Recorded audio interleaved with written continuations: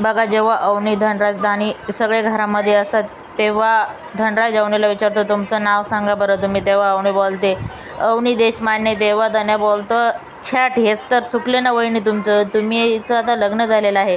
तुमचं नाव आता अवनी धनराज दांगटे पाटील असायला पाहिजे ना. तेव्हा यशोदा बोलतो, हां. तेव्हा अवनीला आणि धनराजला माहिती असतं की हे लग्न खरं नाही, हे लग्न फेक आहे. त्यांनी मुद्दाम लग्न केलेलं आहे कारण अवनीला वाचवण्यासाठी तिच्या आईवडिलांपासून. तेव्हा धनराज बोलतो, असं काय नाही आहे. मुलीने लग्न झालं, तिचं नाव बदललंच पाहिजे. असली कुठली जबाबदारी आहे का? ते तिचं आयुष्य आहे, ती स्वतःहून बघून घेईल ना. तिला तिचं नाव बदलायचं आहे की तिच्या वडिलांचंच ठेवायचं आहे की तिच्या नवऱ्याचं ठेवायचं आहे.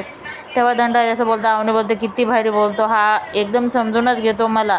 तेव्हा यशोदा बोलतो, हा बरोबर आहे, कारण त्याला पण माहिती होतं की यांचं लग्न खरं नाही आहे, खोटं लग्न आहे. तेव्हा धन्या बोलतो, काय आहे खरं आहे ते. वहिनी आता दांगटे पाटलांची सून झाली, मग तिने नाव बदलायला पाहिजे ना. मला पण आवडेल हे नाव बदललं तर.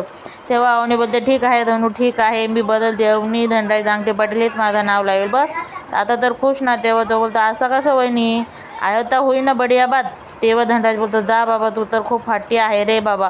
तेव्हा तो बोलतो, हो मग छोटा पॅकेट बडा धमाका तो होणाही चाहिए ना. तेव्हा सगळे आता लागले. तेव्हा अवनी बोलते, राजा तू किती छान बोलतो रे. मुलीचं आयुष्य आहे हे तिने स्वतःहून जमलं पाहिजे. पण माझे वडील असे नाही आहे रे. देशमाने हे असे नाहीच आहे, कारण ते त्यांना समजूनच मला कधी घेतलं नाही. आणि विवाह तर तो खूपच विचित्र होता रे बाबा. त्याच्यापासून तो मला वाचवलं. पण खरं सांगते, मी तुझं नाव लावेल, पण मला पण वेळ दे. तेव्हा धनराज बोलतो, मी तुम्हाला काय बोललो का मॅडम. तेव्हा अवनी बोलते, मॅडम नका म्हणू मला, अवनी तरी म्हणा, कारण घरातले कोणी ऐकलं तर. तेव्हा तो बोलतो, ठीक आहे, तुम्हाला लावायचं तर लावा माझं नाव, नाही तर नाही लावलं तरी ते तुमचं पर्सनल लाईफ आहे.